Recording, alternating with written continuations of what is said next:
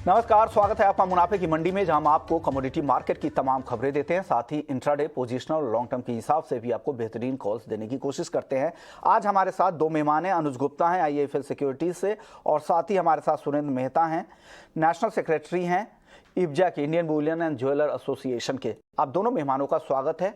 चलिए लेकिन फटाफट से आज टॉप 10 खबरें देख लेते हैं। गोल्ड और सिल्वर के साथ शुरुआत अगर करें तो गोल्ड में आज 350 रुपए तक की तेजी दिख रही है।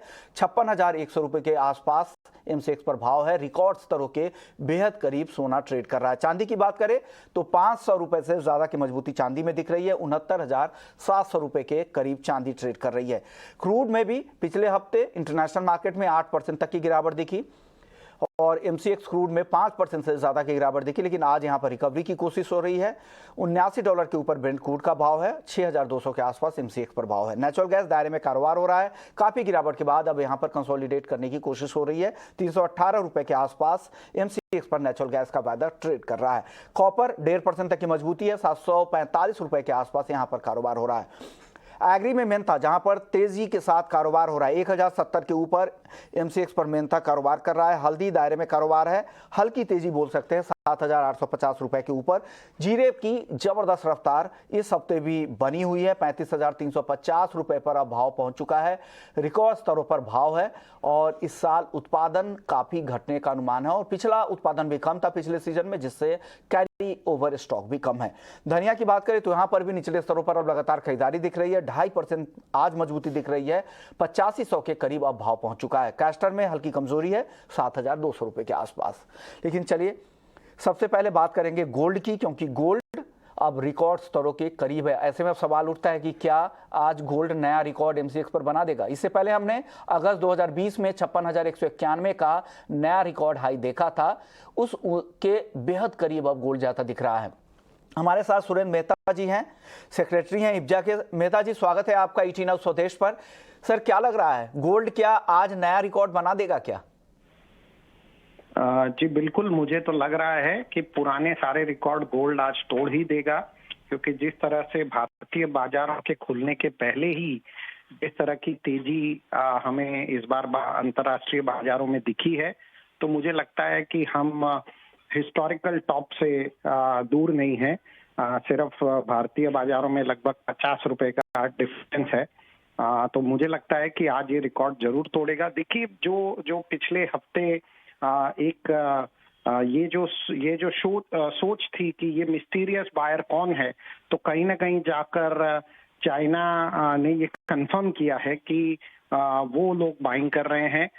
चाइना ने अपने बाइंग के आंकड़े भी दिए हैं, जो बहुत ज्यादा तो नहीं है, बहुत चौंकाने वाले भी नहीं है बाइंग के आंकड़े, लेकिन उसके बावजूद जिस तरह से गोल्ड में तेजी बनी हुई है, उस तेजी का मुख्य कारण जो है वो इन्फ्लेशन को कंट्रोल में आता हुआ दिख रहा है। और ये भी लगभग अब तय माना जा रहा है कि फेड इंटरेस्ट रेट तो बढ़ाएगा, लेकिन उस तेजी से नहीं बढ़ाएगा जिस तेजी से वो उन्होंने पहले बढ़ाया है। और जो भारतीय बाजारों में आज रुपया जरूर थोड़ा सा मजबूत हुआ है, वरना तो आज ही हम टॉप तक पहुंच जाते। जो आपने 56,150 का स्तर बताया, वो आज ही अभी तक तो ब्रेक हो चुका होता। मुझे लगता है कि अब भारतीय बाजारों में बजट बहुत बड़ा इवेंट है जो फरवरी में आएगा, और उसके बाद बजट से भारतीय बाजारों में रुपए की दिशा तय होगी और रुपए की दिशा से गोल्ड की दिशा भी तय होगी। लेकिन बुलिश पैटर्न गोल्ड में जारी रहने की पूरी संभावना है। नीचे एक सपोर्ट लेवल स्पॉट मार्केट में $1855 का, और ऊपर की तरफ जो रेजिस्टेंस है वो $1894 का रहेगा। यदि मैं उसे कन्वर्ट करूं इंडियन रुपीस में, तो जो पहला सपोर्ट लेवल है वो 55,450 का, और रेजिस्टेंस लेवल है 56,550 रुपए। सर, 56,000 के ऊपर क्या सलाह है? अगर कोई यहाँ पे खरीदना चाहते हैं तो उनके लिए क्या सलाह है? कहाँ पर खरीदे, या अभी रुके नीचे के लेवल का? तो नीचे के लेवल पे किस लेवल पे खरीदना चाहिए? देखिए, हमें एक बात समझनी होगी कि गोल्ड पिछले 1.5 साल में गोल्ड ने किस तरह से परफॉर्म किया है। गोल्ड $2,000 की ऊंचाई पर जाकर 1615 निचले स्तरों पर आया, मतलब उसमें $385 कम हुए, और उसके बाद 16 से $15 से बढ़ता हुआ अब जो गोल्ड है वो लगभग $1,875 के आसपास है। तो उसमें लगभग $280-85 की बढ़ोतरी हो चुकी है। कभी भी गोल्ड का जो भी इतिहास है उसमें स्ट्रेट लाइन अपवर्ड नहीं होती है। वो एक्सेप्शनल केस में कोविड के समय सिर्फ हुई थी। तो मुझे लगता है कि एक बार 1890, 92 या $94 जाने के बाद इसमें एक शार्प करेक्शन आएगा, जो करेक्शन लगभग $45 के आसपास का हो सकता है। मतलब 56,500 पर पहुंचने के बाद गोल्ड शायद वहां से लगभग ₹1,000 की कमजोरी दिखा सकता है। यानी 56,500 का लेवल दिखाने के बाद गोल्ड ₹1,000 तक की कमजोरी दिखा सकता है, एक शार्प करेक्शन। तो वहां तक आप वेट करें, फिर खरीदे अगर नई एंट्री करनी है। सर, चांदी को लेकर क्या व्यू है आपका? देखिए, चांदी का जो पैटर्न बना है पिछले 2 हफ्तों से, जिस तरह से चांदी लगभग ₹70,000 क्रॉस करके जिस तरह से उसमें एक करेक्शन आया है, वो करेक्शन धीरे धीरे रिकवर हो रहा है। लेकिन मुझे लगता है कि चांदी एक बहुत ही वॉलेटाइल स्टेज पे पहुंच चुकी है और शायद नीचे में अंतर्राष्ट्रीय बाजारों में हम इसमें $23.5, $23.36 स्पॉट मार्केट में देख सकते हैं, जो कि सपोर्ट लेवल लगभग ₹67,750 का हो सकता है। और लेकिन उसमें बहुत ही वॉलेटाइल होने की संभावना है और बहुत तेजी से वापस चांदी बढ़ सकती है, जो ऊपर में $25.46 तक जा सकती है, जो लगभग ₹74,400 के आसपास छू सकती है। ये अगले 10 से 15 दिनों में इस प्रकार का पैटर्न चांदी में फिलहाल बनता हुआ नजर आ रहा है। शुक्रिया सर, बताने के लिए, पूरी डिटेल्स देने के लिए कि किस तरह का पैटर्न बन रहा है चांदी में, और साथ ही गोल्ड का क्या रेंज रह सकता है, आपको एंट्री करनी है तो कब करनी है। चलिए अनुज जी, आपका व्यू क्या बन रहा है गोल्ड और सिल्वर पर आज? विश्वमोहन जी, गुड मॉर्निंग। देखिए, अगर हम लास्ट ईयर की बात करें तो काफ़ी मोमेंटम था, और अगर हम इस साल भी देखें तो मोर देन 2% के रिटर्न्स हमने पिछले एक हफ्ते में आते हुए देखे हैं। और ऑलमोस्ट मुझे लगता है कि जो हाई है गोल्ड का 56,191 का, वो आज ब्रेक होता हुआ दिखेगा। इंटरनेशनल मार्केट में आप देखेंगे तो काफ़ी अच्छी तेजी है, $1,878 के आसपास प्राइस चल रहे हैं। डॉलर इंडेक्स जो है 103 के आसपास आ गया है। वहीं अगर आप देखेंगे तो रुपी यहाँ पर काफ़ी अप्रिशिएट हुआ है, 5 हफ्ते के हाई पर है, जिसकी वजह से हम देख रहे हैं कि डोमेस्टिक मार्केट में उतनी तेजी देखने को नहीं मिली जितनी हम अगर देखें तो यूएस मार्केट में देखने को मिली। तो मुझे लगता है कि इंटरनेशनल मार्केट के साथ साथ डोमेस्टिक मार्केट में भी आपको गोल्ड में तेजी देखने को मिलेगी। जिस तरीके से सेंट्रल बैंक्स की चाइना की खरीदारी देखने को मिली है, और सबसे बड़ी बात, भारत में अब आगे शादियों का सीजन है, कुछ फेस्टिवल्स भी हैं, उससे काफ़ी हद तक गोल्ड को सपोर्ट मिलेगा। और जिस तरीके से आप देखेंगे, अगर आप लास्ट ईयर के डेटा देखेंगे इंडिया की डिमांड के, तो प्री कोविड लेवल पर आ गए हैं। तो कहीं ना कहीं जो डिमांड इंडिया में 2 साल से कम देखने को मिली थी, वो अब प्री कोविड लेवल पर आती हुई दिखाई दी, जिससे हमने गोल्ड को सपोर्ट देखा है। मुझे लगता है कि 2023 का साल भी काफ़ी पॉजिटिव रहेगा, और वेरी शॉर्ट टर्म में हमें लगता है कि यहाँ पर खरीदारी का ट्रेड देखने को मिल सकता है। अगर हम इंट्राडे की बात करें तो मुझे लगता है कि यहाँ पे खरीदारी का ट्रेड लिया जा सकता है। गोल्ड का भाव जल्दी ही आपको इंट्राडे के अंदर आपको 56,300, 56,400 तक के लेवल दिखा सकता है, और इंटरनेशनल मार्केट में करीबन $1,890, $1,900 तक के लेवल आ सकते हैं। तो ट्रेंड पॉजिटिव है। मुझे लगता है कि यहाँ पर गोल्ड के अंदर खरीदारी का ट्रेड देखने को मिल सकता है। चलिए अब कच्चे तेल की बात कर लेते हैं। कच्चा तेल पिछले हफ्ते काफी कमजोरी दिखी थी अनुज जी, इस हफ्ते क्या लग रहा है, किस तरह का ट्रेंड दिखेगा और क्या करना चाहिए इन लेवल्स पे क्रूड में?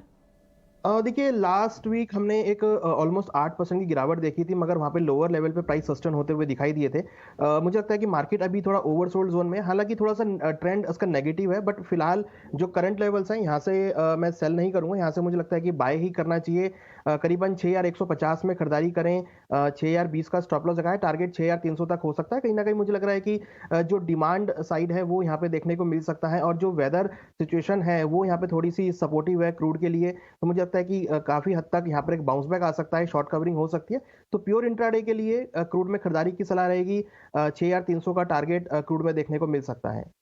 जीरे की बात कर लेते हैं। हमारे साथ अश्विन नायक साहब हैं, फाउंडिंग चेयरमैन हैं, फिस के पूर्व चेयरमैन हैं। सर, स्वागत है आपका ईटी नाउ स्वदेश पर। सर, जीरे की रफ्तार थम नहीं रही है, क्या लग रहा है कितनी तेजी यहाँ से और आपको दिख रही है जीरे में, और इतनी तेजी की वजह आप क्या सेंस कर रहे हैं? धन्यवाद विश्वमोहन जी। सर, एक्चुअली जीरे में फंडामेंटल अभी भी स्ट्रांग बने हुए हैं। जो मार्केटों में अराइवल होनी चाहिए इतना बाजार बढ़ने के बाद, वो अराइवल अभी भी जम के नहीं आ रही है। मतलब लग रहा है कि जो पुराना स्टॉक है वो सही में अभी खत्म होने की ओर है, और नए क्रॉप में अभी भी करीबन 1.5-2 महीने का टाइम बाकी है। तो ये फंडामेंटल के हिसाब से ही तेजी बनी हुई है इसके अंदर। सर, क्या लग रहा है मौजूदा स्तरों पर अगर किसी के पास स्टॉक है तो उनको क्या सलाह दे रहे हैं आप, क्या सलाह होगी उन लोगों के लिए? सर वैसे देखा तो ये प्राइस काफी ऊपरी लेवल के ऊपर है। कब से लग रहा है कि इसमें कोई करेक्शन आना चाहिए या फिर प्रॉफिट बुकिंग करनी चाहिए, लेकिन जो फंडामेंटल है वो इसकी और सपोर्ट नहीं कर रहा है और लग रहा है कि इसमें और अभी भी तेजी बाकी है और तेजी आनी चाहिए। और अभी भी मुझे लग रहा है कि इसके अंदर तेजी बाकी है, बाजार थोड़ा तेजी रहेगा। फिर भी जिनके पास अगर ज्यादा स्टॉक है तो वो थोड़ा बहुत हल्का कर सकते हैं। बाकी बाजार इसके अभी भी फेवरेबल है क्योंकि पूरे विश्व में इंडिया के अलावा कोई भी सप्लायर है नहीं। जो भी कंट्री में किसी को भी आज के दिन भी जीरा लेना है तो इंडियन एक्सपोर्टर की ओर ही देखना पड़ता है। सर अब आखिरी सवाल कोरिएंडर को लेकर, यहाँ भी अब लोअर लेवल पे बाइंग शुरू हो गई है, क्या करना चाहिए? अभी बाइंग और करनी चाहिए क्या? धनिया में क्या तेजी की और संभावना दिख रही है यहाँ से? हाँ जी सर, कोरिएंडर में एक्चुअली पुराना स्टॉक अभी धीरे धीरे खत्म हो रहा है, नया क्रॉप अभी शुरू होगा, लेकिन ओवरऑल वेदर सिचुएशन जो सीजन जो बोलते हैं वो लेट चल रही है। इसके लिए मुझे लग रहा है कि नए क्रॉप की धनिया की अराइवल भी थोड़ी लेट ही होगी, तब तक पुराने क्रॉप से चलाना है। और अगले 2 महीने में मुझे लग रहा है कि इसमें 15-20 रुपए किलो के ऊपर उछाला धनिया के अंदर आ सकता है। चलिए, शुक्रिया नायक साहब, आपने वक्त निकाला और धनिया और जीरे दोनों का आउटलुक बताया कि मार्केट की स्थिति क्या है, क्या रह सकता है भाव, और आपको जो स्टॉकिस्ट ट्रेडर हैं उनके लिए क्या सलाह है। अनुज जी, टेक्निकली अगर कोई ट्रेडर्स देख रहे हैं तो उनके लिए धनिया और जीरे दोनों ही काउंटर पे आपकी सलाह क्या है? क्या ऐसे ट्रेड करना चाहिए आज के दिन में? जी, यहाँ पर दोनों में डिफरेंट पिक्चर है। जहाँ पर जीरा ओवरबॉट जोन में है, वही हमने कोरिएंडर को ओवरसोल्ड जोन में आते हुए देखा है। तो मुझे लगता है कि यहाँ पर जीरा के अंदर डेफिनेटली एक बार प्रॉफिट बुकिंग आ सकती है। हालांकि जीरा का एक लॉन्ग टर्म ट्रेंड पॉजिटिव है, तो प्रॉफिट बुकिंग आएगी तो वहाँ पर अगेन आपको खरीदारी देखने को मिलेगी। तो अगर जिन्होंने ऑलरेडी खरीदारी किया हो यहाँ प्रॉफिट बुक कर सकते हैं, और नीचे अगर प्राइस अगेन 34,500 34,300 के आसपास मिलता है तो वहाँ पर अगेन खरीदारी का ट्रेड बना सकते हैं। हमें लगता है कि जल्दी ही 35,500 से 36,000 तक के लेवल आपको जीरा में देखने को मिल सकते हैं। वहीं अगर कोरिएंडर की बात करें तो ओवरसोल्ड होने की वजह से हमने पिछले 2 दिनों में एक अच्छी खासी रिकवरी यहाँ पर आते हुए देखिए। हमें लगता है कि कोरिएंडर में फ्रेश खरीदारी कर सकते हैं। हमें लगता है कि जल्दी ही ऊपर में 8,800 9,000 तक के लेवल देखने को मिल सकते हैं। 8,100 का काफी अच्छा सपोर्ट है, 8,100 के स्टॉप लॉस से खरीदारी बना सकते हैं। तो स्पाइसेस में ओवरऑल अगर देखें तो ट्रेंड पॉजिटिव ही है। तो जीरा में बाय एंड डिप्स की स्ट्रेटेजी यूज कर सकते हैं और कोरिएंडर में करंट लेवल से भी खरीदारी का ट्रेड बना सकते हैं। जीरा खरीदना है तो रुके, बाय ऑन डिप्स की सलाह है। कोरिएंडर खरीदना है तो करंट लेवल पर भी धनिया को खरीद सकते हैं 8,100 के स्टॉप लॉस के साथ। चलिए अब ग्वार की बात कर लेते हैं। ग्वार सीड और ग्वार गम दोनों में आज अच्छी तेजी है। 2% से ज्यादा की तेजी ग्वार गम दिखा रहा है, 1.5% की तेजी ग्वार सीड में। अनुज जी, क्या करना चाहिए दोनों ही काउंटर में? दोनों ही काउंटर में हमने आज अच्छा ब्रेकआउट आते हुए देखा है। मॉर्निंग में ही काफी स्ट्रांग ब्रेकआउट था, वॉल्यूम्स यहाँ पर बढ़ते हुए दिखे। तो मुझे लगता है कि ये जो ब्रेकआउट है ये आगे भी एक्सटेंड रहेगा, तो यहाँ पे खरीदारी का ही ट्रेड देखने को मिल सकता है। हमें लगता है कि ग्वार के अंदर खरीदारी कर सकते हैं ऊपर जल्दी ही। अगर हम टारगेट वाइज बात करें तो कहीं ना कहीं 6,250 6,300 तक के लेवल ग्वार सीड में देखने को मिल सकते हैं। 5,880 पे स्टॉप लॉस लगा सकते हैं। वहीं ग्वार गम मुझे लगता है कि जल्दी ही मोस्ट अवेटेड टारगेट जो 13,000 का है वो यहाँ पर टेस्ट होता हुआ दिखाई देगा। 13,000 के ऊपर अगर प्राइस चलते हैं तो 13,300 से लेकर 13,400 तक के लेवल देखने को मिल सकते हैं। तो ट्रेंड दोनों का ही पॉजिटिव है, और जो आज ब्रेकआउट आया है वो उसने और कंफर्म किया है ट्रेंड को। तो मुझे लगता है कि शॉर्ट टर्म में भावों में एक रैली बनती हुई दिखाई देगी और यहाँ पे प्राइजेस में एक अपसाइड मोमेंटम कंटिन्यू होता हुआ दिखाई देगा। चलिए अब आखिरी सवाल होगा बेस मेटल्स को लेकर। अनुज जी, चौतरफा तेजी आज दिख रही है। जिंक और कॉपर सबसे ज्यादा मजबूती यहां पर दिखा रहे हैं। इन दोनों ही काउंटर में क्या करना चाहिए आज? और देखिए कॉपर ऑलरेडी काफ़ी मोमेंटम में है, और हमने आज लास्ट वीक में भी अच्छी खासी रिकवरी देखी थी, और अगर देखें तो इस साल में भी एक अच्छी खासा रिकवरी आती हुई दिखाई दी है। तो यहाँ पर भी खरीदारी का ही ट्रेड रहेगा, बट थोड़ा सा डिप में अगर मिलता है प्राइस करीबन 740 के आसपास तो खरीदारी का ट्रेड बना सकते हैं। 733 पे स्टॉप लॉस लगा है, टारगेट 750 तक हो सकता है, तो कॉपर के अंदर खरीदारी कर सकते हैं। इसके साथ साथ मुझे लगता है कि एल्युमिनियम जो है एक अच्छा काउंटर दिख रहा है मुझे, काफ़ी लोअर लेवल यहाँ पर आए हैं, तो एल्युमिनियम में भी खरीदारी का ट्रेड बना सकते हैं। ऊपर में 209 210 तक के लेवल देखने को मिल सकते हैं। ओके, तो ये व्यू है बेस मेटल्स को लेकर अनुज जी का। शुक्रिया अनुज जी, आपने वक्त निकाला और सारे ही काउंटर्स पे नॉन एग्री से लेकर एग्री कमोडिटी का पूरा आउटलुक भी समझा और बेहतरीन ट्रेडिंग कॉल्स भी आपने दी। चलिए अब आगे बढ़ते हैं और अब वक्त हो गया है हमारे खास सेगमेंट का। NCDX, IPFT और ET नाउ स्वदेश की खास पेशकश में आज हम बात करने वाले हैं स्टील सेक्टर को लेकर, और उस पर बात करने के लिए हमारे साथ एक खास मेहमान हैं। अभिजीत बैनर्जी है, सीनियर मैनेजर कमोडिटी रिसर्च, रेली गियर ब्रोकिंग से। सर, स्वागत है आपका ET नाउ स्वदेश पर। सर, पहला सवाल स्टील फ्यूचर्स को लेकर होंगे। क्या स्टील इंडस्ट्री से जुड़े लोग कैसे इस फ्यूचर्स का इस्तेमाल करके अपने प्राइस रिस्क को कम कर सकते हैं? जी, जैसा आपने प्राइसेस में देखा है स्टील मार्केट में भी, जैसे नॉर्मली कमोडिटी मार्केट्स पे हमने देखा वॉलेटिलिटी होती, प्राइस में अच्छी वॉलेटिलिटी देखा हमने लास्ट 2 साल से। अगर मार्च 2022 की बात करें, नवंबर से 42,000 लेवल से हमने 64,000 तक का एक अच्छा अपसाइड देखा, राइट? क्योंकि जब डिमांड उस वक्त धीरे धीरे प्री कोविड लेवल के आसपास आ रही थी, तो ऐसे में हमने प्राइसेस में अच्छी तेजी देखी। और चूंकि रॉ मटेरियल प्राइसेस भी बढ़ रहे थे, उस वजह से मार्केट में अच्छा एक बूस्टअप मिला।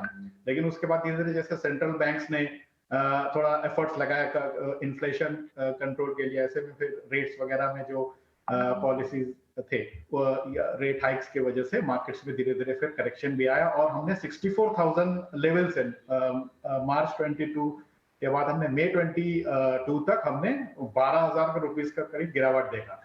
सो मार्केट्स में काफी वॉलेटाइल होने की वजह से हमारे स्टील के कारोबारी इसमें हेजिंग से बहुत अच्छा इसमें बेनिफिट उठा सकते हैं। कई बार ऐसा होता है कि चूंकि इसमें लॉजिस्टिक्स भी प्रॉब्लम है, तो ऐसे में एक्सचेंज एक अच्छा माध्यम है जहां पे लोग अपना पोजीशन बना के इसमें क्लियरिंग जो है जल्दी मिल जाती है। पर जी सर, अगला सवाल मेरा होगा, सर स्टील मार्केट की बात करें अभिजीत जी, तो हम दुनिया के दूसरे सबसे बड़े स्टील उत्पादक है, उसके बाद भी हेजिंग के लिए इंडस्ट्री जो यहाँ पर मौजूद जो टूल्स है फ्यूचर्स मार्केट में, जो NCDX पर टूल्स मौजूद है, उसका इस्तेमाल क्यों नहीं कर रहे हैं, और वो अपने प्राइस रिस्क को फिर हेज कहाँ करते हैं?